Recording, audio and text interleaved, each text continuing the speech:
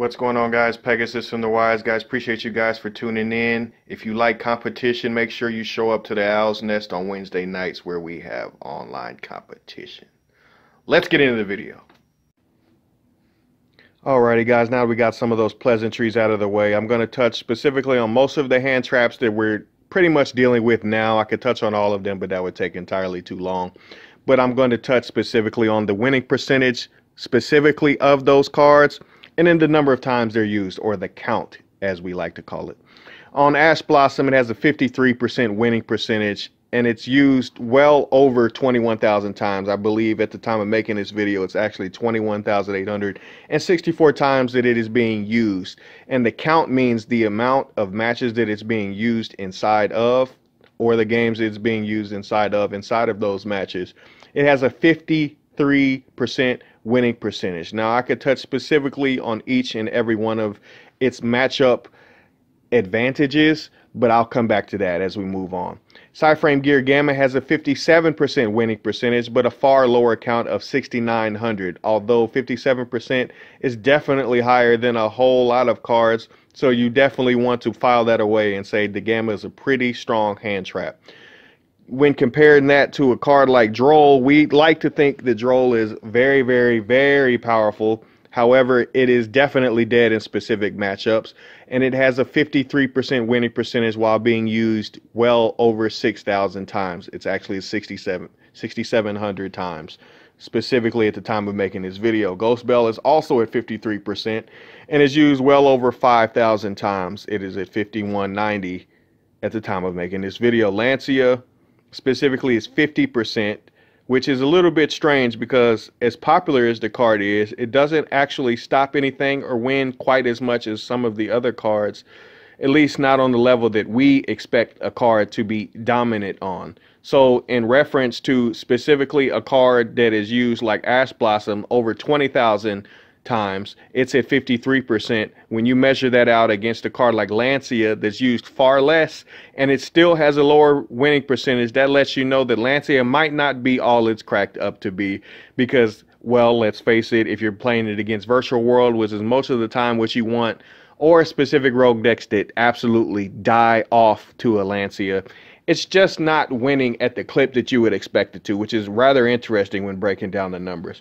Moving on into some of the other cards, Nibiru also has a 53% winning percentage, and very, very similar parallels to a card like Duel, with a count over 4,600. It's very, very good. It's very, very strong. It's very, very potent. However, sometimes there's matchups where people just know how to play around it. People build around it, or people just aren't playing a deck that's going to be impacted. So I believe that's why the 53% is where it is.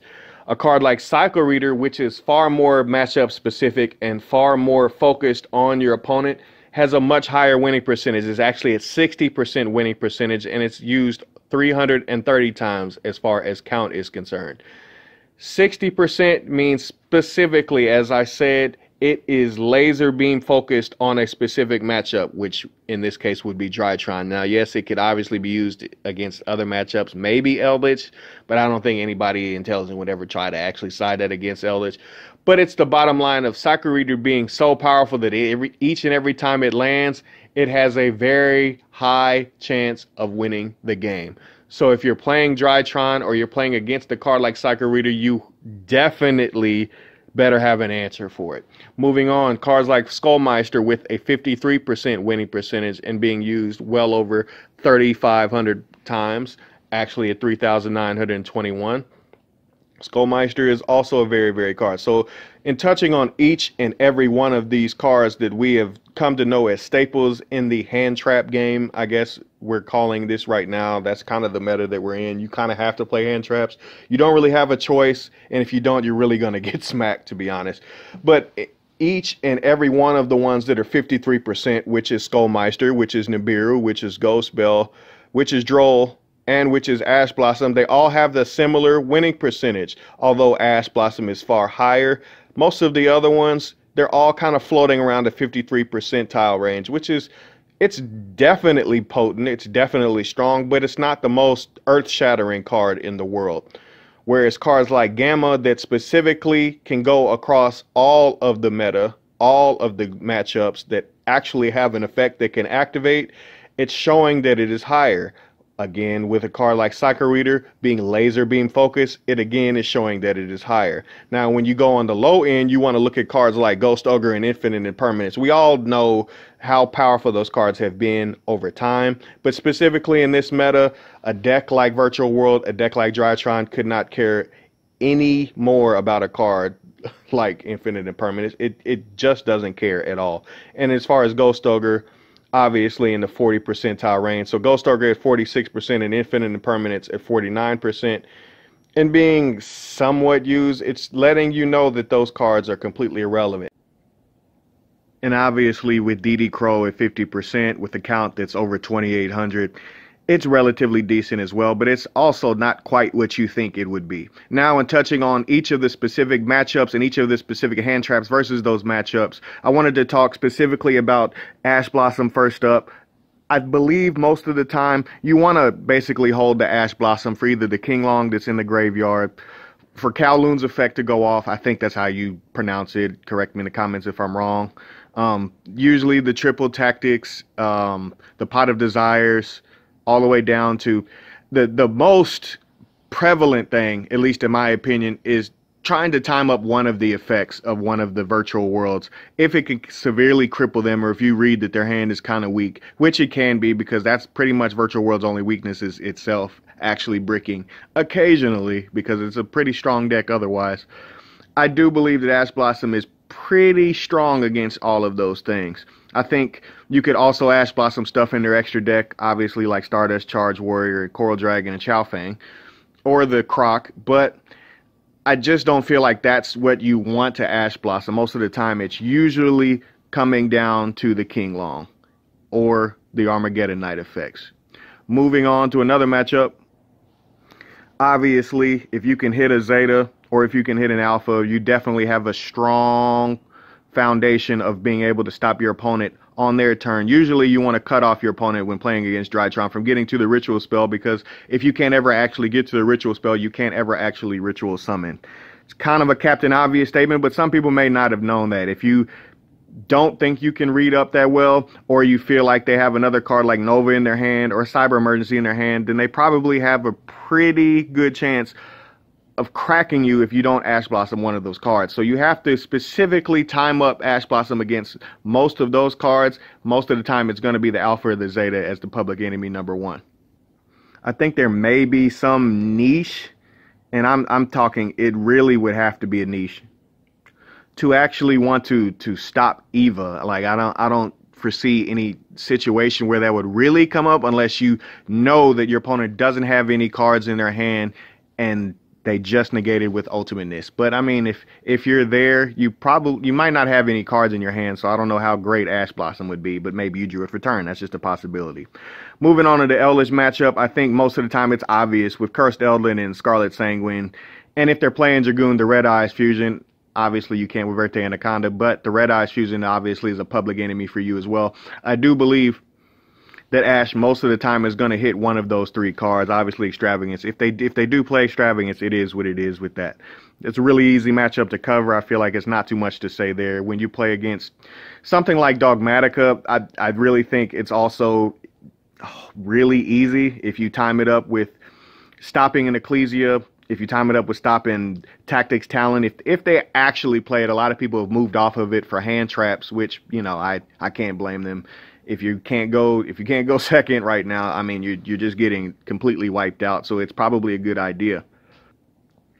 The thing is with Dogmatica is sometimes with Ash Blossom versus a Dogmatica deck, there may be another engine that's actually occurring with the deck that you might actually have to Ash Blossom first, like Invoked. Invoked is probably the most obvious one that I can think of as a combination, for the simple fact that putting a Mechaba on the field is clearly and obviously one of the easiest ways to put an extra deck monster out onto the field so that you can actually special summon the Ecclesia and proceed. I think most of the time with Zoo, very easily, very obviously, you save it for Barrage or you save it for Avarice. I feel like Avarice is the more impactful one, but if they really are leaning on that Zodiac Barrage, then it probably would behoove you to stop that. It's just, that's a Captain Obvious statement as well. Last but not least, I think that Dino is also a pretty easy thing to time up an Ash Blossom with. Usually, if you can time up one of the actual effects that's on the field, like maybe a Overraptor at the perfect time, or a Baby Ceratosaurus or an Adamantdoran, to be able to grab certain cards out of the deck. I mean, they're all decent hits. I love Ash Blossoming a double Evo Pill, because if you can do that, you're definitely going to devastate your opponent and probably completely undercut everything they were trying to do. However, if they went second, then you're probably going to run into them drawing an extravagance and then ruining your life. I'm just going to be honest. All things considered, Ash Blossom is a very versatile card that can go across many matchups, but like I said, its impact isn't quite what it could be like in other formats, because you basically have to have another hand trap, because two of the top decks, they rush you too hard for Ash Blossom to matter as much. However, it can go across each and every matchup, far more than what I just covered. I'm just covering the most of the decks that you're going to see most of the time. Moving on.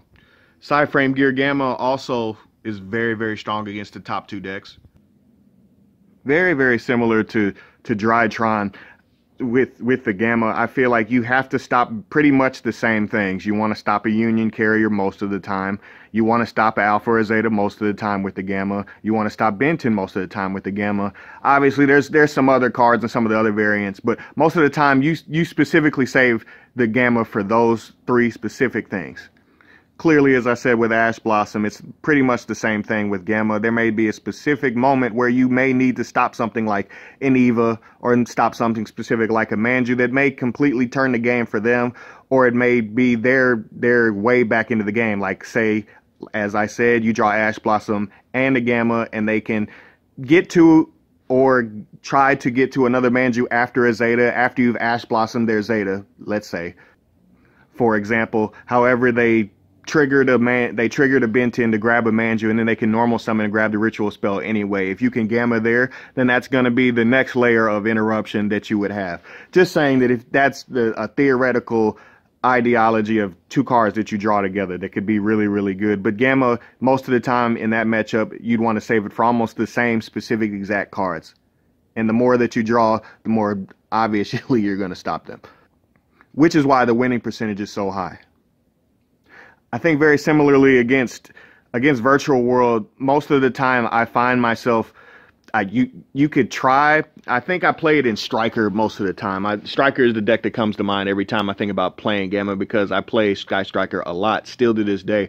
But literally, I usually save it for the VFD, or I usually try to time up a Cloud Castle, or try to catch one of their hand effects as usual. I just don't know, like, there's so much going on with Virtual World, and they can rush you so hard that while the impact can be very great, as his winning percentage is obviously shown, it also is kind of strange to try to time up like that, because a deck like Virtual World is just far too offensive for one card to be able to stop it.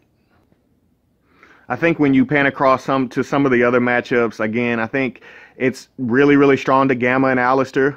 If you're going against that, if you're going against an Ecclesia deck, Dogmatica deck, I also think that's really strong if you can catch it.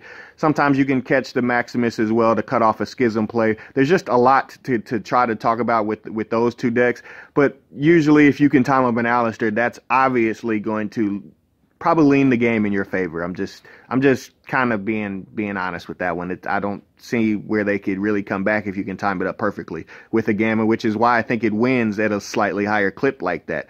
It doesn't go across as many matchups, but it's far more devastating in specific matchups. So it's not as wide, or excuse me, it's not as wide a range of decks, but it definitely matters in specific matchups. Again, when talking about decks like Eldritch, Zoo, Dino, Dino really strong if you can time it up with them, but it's going to be harder for you to time, because usually you're going to have Gamma only be live, obviously, when your field is wide open, and Dino is usually going to go second every single time, so your field's not always going to be that open, but Gamma can be very potent against them if you can time it up well, or if they happen to go first, or if you happen to be playing into an empty board, they went first. You know, I could go on and on. I hope you get the point. I think that it's definitely irrelevant against Eldritch, because Eldritch doesn't care like that if they Gamma an Eldritch that's trying to send something. who really cares? You know, like I don't see why Eldritch would care at all. And then if you play against Zoo a lot, I've noticed that Thoroughblade most of the time is the weak card in Zoo, that if you can time it up, you definitely have something strong. But if you can get deeper into the game and you're doing things without monsters on the field and you can stop their Zeus play or whatever they're trying to do to stop you from being able to play, then you obviously have something strong. And that's pretty much all I got to say about Gamma. It's really, really strong, but its focus is a whole lot more narrow. As far as some of the other hand traps, I think Nibiru is what I want to talk about first. Drytron in the virtual world, it's not that hard to like figure it out. You're just counting. It's not that hard to use Nibiru. You're timing and you're trying to look for 5, and if you can't, which a lot of the other decks that I could talk about, I don't think. I think Dino, it could affect them, but usually they try to stick the rank 4 on the field. If they don't, then you just Nibiru them, and it's really, really obvious. I don't need to cover anything. But then if you play against, let's say, Invoked, they're going to have Mechaba on the field. Nibiru's not going to matter. Unless they just totally didn't open up right, or unless you like stop them, they're going to get to Mechaba. Therefore, Mechaba will not matter unless you have, unless the Nibiru won't matter unless you have another hand trap with that can stop it, like, you know, Nibiru Chain Gamma, something like that. Kind of thinking on the fly. Again, I believe this is another instance where Eldritch doesn't care about Nibiru, and Eldritch is, I think that's why it can steal some tops and some spots a lot of the times from the top 2 decks, because sometimes some of the hand traps in people's deck, Eldritch just doesn't care or give a crap about at all. And then if the Zoo player is good, you're just never going to really land a Nibiru like that, unless they have to go for a certain play or they're trying to get to an Avarice or something. There's specific situations, but that's pretty much with that. And it's really, really easy to predict with a Drytron or with a Virtual World matchup. Don't think it's really that hard. So moving on.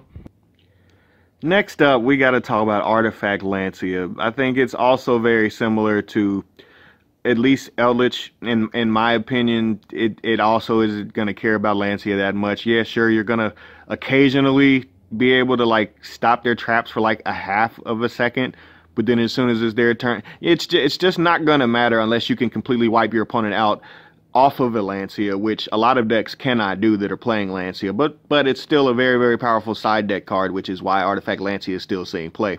I think against Dogmatica, just doesn't really care that much. I think against Alistair, obviously it would matter a little bit, so if that becomes the hybrid matchup, then yeah, being able to stop an invocation, you know, if they activate the invocation and you can time up that Lancia perfectly, that's going to be really, really devastating. But then you got to worry about other cards in their deck, like Pot of Desires, or trying to think about the cards in the deck on the fly, like Schism. That would be a good example of that. It really is potent with Lancia, but it's matchup specific, which is why it moved out of at least Drytron's main deck and back into the side deck, because it just wasn't doing what it needed to do at the times that it needed to do that. So obviously with those matchups, I don't think Zoo cares at all, but when getting into, like, I don't think Drytron cares either, but I definitely think the Virtual World matchup cares, and the Dino matchup cares. Obviously with Lancia against Dino, I don't need to talk about that. That's really, really obvious. But against Virtual World, being able to deal with a Chuchi sometimes, it's not going to be absolute, but usually it's Chuchi being able to set up other stuff or hit something. You know, it's just really, really good at the right time with Lancia versus this deck. I think it's also really, really good against the King Long in the deck. But that's really, really obvious stuff. I think the main focal point of Lancia is actually like choking out all of the avalanche of extenders that Virtual World can dump on you. That's literally why Virtual World beats you, is because they just extend over and over and over again, and Lancia takes that away, which is why it's in people's side decks. I think there's better cards actually than Lancia that people aren't really exploring, but that's just me. It's just my opinion. So moving on. So we've made it to Droll Lockbird. Obviously against Drytron, my favorite deck to play right now. It stops everything. Everything. Shout out to Cat Williams. Yeah, it definitely stops everything. Don't need to go over that. If the second that you search, if you can land the Droll and Lock on somebody, it's really, really devastating, and that's why it's in everybody's main deck, at least game one, because Drytron is extremely powerful in a game one, just like Virtual World. They're both really, really powerful in game ones, but they're both really, really fair to have as the top two decks, in my personal opinion. That's just my opinion. But against some of the other matchups, again, Eldritch can dodge a deck like this. It doesn't care if you get Extrav and you draw a log after an Extrav, so what? They don't care unless they have like an Eldlin, but then they're playing Eldritch. They're probably not going to care that much. Again, Eldritch can kind of sneak in success off of some of these factors with some of these hand traps, and I truly believe that that's happening occasionally in some of these events like the LCS and a few other tournaments that are happening in person. Tinky with the world the way that it is, you're not going to see as many results as you want to, but I definitely think that that matters. I think against Zoo, if you can do it against like a Tinky, like, okay, that matters. How? Not so much. See what I mean? And then obviously if you can do it against some of the Dogmatica or Invoke stuff, that can be really, really powerful. If they activate a Meltdown and add Alistair and you draw them, it's going to be really, really strong, but you obviously have to watch out for the Gamma as well.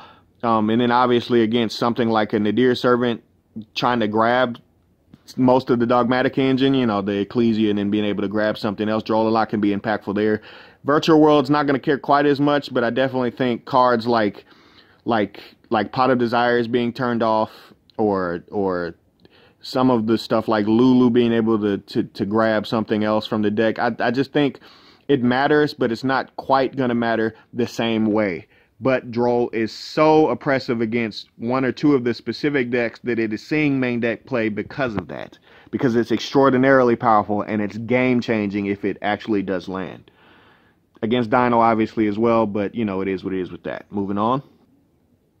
I think Skullmeister is a good place to start, like the next layer of these. I think against the Dogmatica matchup, against the Invoke matchup, I kind of lump, like, it's hard to quantify where to actually hit Dogmatica because it's not an actual deck itself, but usually it's setting up other stuff, so I try to time up waiting for stuff like Titaniclad or Apcalon.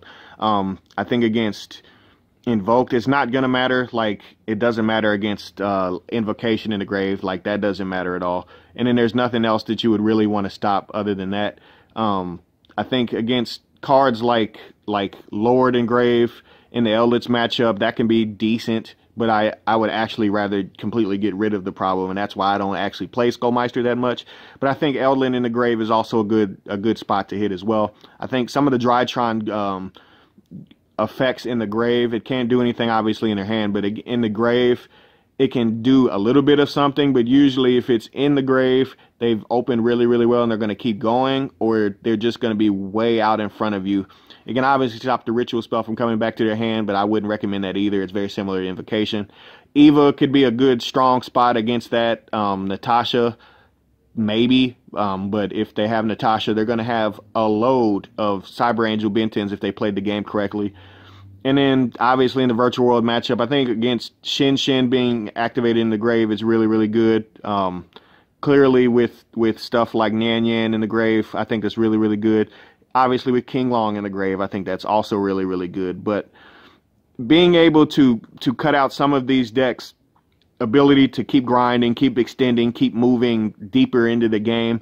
Skullmeister can be good at specific moments, but I don't think it's that phenomenal, but it definitely is strong, and that's why it's at that same 53% that some of the other hand traps are. In the Invoke matchup, Ghost Bell is really, really strong sometimes if they don't have Meltdown on the field. Against Nadir Servant, it can be really, really good. Against Schism, it could be really, really good if they're setting up the plays to be able to window you. I think that's also really, really good. Pot of Avarice in the Zoo matchup, obviously with Chakanine being able to like target something in the Grave. Sometimes you can cut off a Megaclops coming onto the field. Same thing in the Virtual World matchup with Cloud Castle being able to summon something back. It's very, very similar and very paralleled, I guess is the word I was looking for. And then with Lao Lao's effect in the hand. The Drytron stuff in the Grave, again, like guys with Preparation of Rites as well. There's some of these cards are just really, really similar in how they operate. You know, like DD Crow, Ghost Bell, Skullmeister, they all operate pretty much on the same wavelength, so they're all going to cover pretty much the same things. Obviously, in the Eldest matchup, you could stop like a Scarlet Sanguine. A lot of people don't realize that Sanguine literally says the graveyard, so therefore it can be stopped with the Ghost Bell. If you didn't know that, then now you know. The Hockey Arrow being able to banish something out of your grave. And then Ghost Bell being counter side, which I think is also going to matter a little bit, which I think actually holds its percentage up a little bit or down a little bit, depending on how you look at it. It's kind of something you'd have to think about. Obviously, as I said earlier, stuff like Impermanent, stuff like Ghost Ogre, just doesn't matter in any way, shape, or form. None of the top 2 decks care about it. The top 3 decks really don't care about it. I mean, if you want to play a Ghost Ogre against a Zoo matchup, against a Thoroughblade and pray, sure. Imperm, same way with praying to hit a ruler or something like that, or playing it inside of a deck and hoping it can land on a Union Carrier. Sure, it's a possibility, but it's just not good right now, and that's why its winning percentage is actually so low. So guys, I hope that this has helped in some kind of way. If you feel I've missed a hand trap, or you feel I could talk about Cycle Reader here, but I feel like I could leave it at that. You guys know that it only hits really Drytron, and that's pretty much that. Hope you guys enjoyed the video. Hope it helps you know when to hand trap a little bit better, or what to play it against, or what hand traps you want to play in your main deck. And there's obviously so many more hand traps that I could have talked about, but for the sake of time, I hope that was good enough. Appreciate you guys for tuning in. I'm out. YG, baby!